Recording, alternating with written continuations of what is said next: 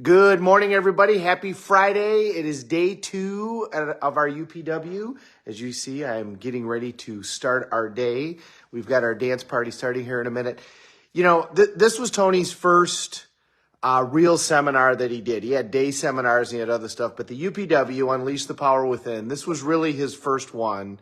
And this is kind of the starting point. If you're going to get into the Tony Robbins seminars, this is the one to really kind of cut your teeth on and to start out. And it's the original information that he did in his book, Personal Power, and also in the 30-day program, Personal Power to 30 Days Driving to Success. And, you know, it's always good to go back and remember the basics. And that's what this course is really great for. It's really the starting point. And I love, you know, this is the course that I've gone through the most. This is the course that I've crewed the most, the course that I've been a trainer for the most. And I love being reminded of the basic things. And so yesterday, you know, Tony's going through all of our stuff on our first day.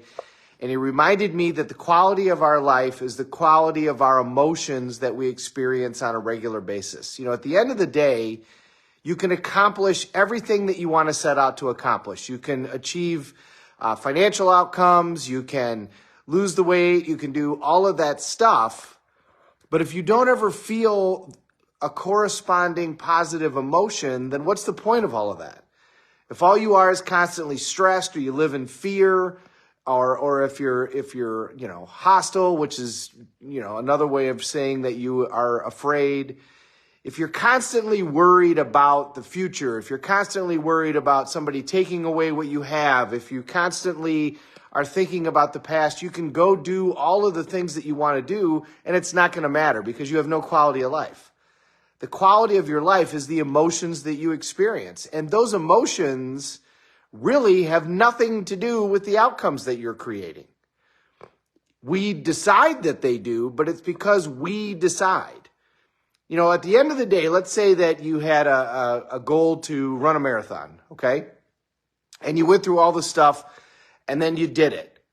Well, at the end of it, you might allow yourself to feel amazing, but why do you in fact feel those feelings? It's because you made a decision that it's okay for you to feel those feelings.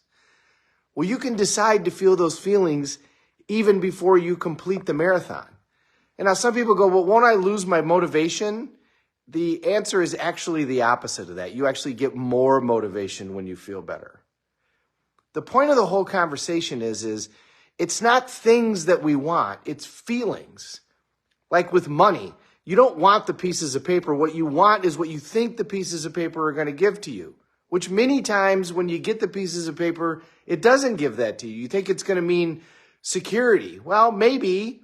You think it's going to mean freedom. Might mean that, but you can have all of that now. You can have all of those feelings now simply by deciding to give yourself those feelings. And there's a technology to it too. Your triad, which we've talked about a number of times, your physiology, your focus, and your language that you say in your head, language/meaning. That decides how you feel with regards to everything that you're experiencing in your life. It's good to remind ourselves that it isn't the outcomes that we want. It's the feelings that we think those outcomes are going to give us. And we can choose at any time to have those feelings on a regular basis, even all the time, if we want. It is up to us.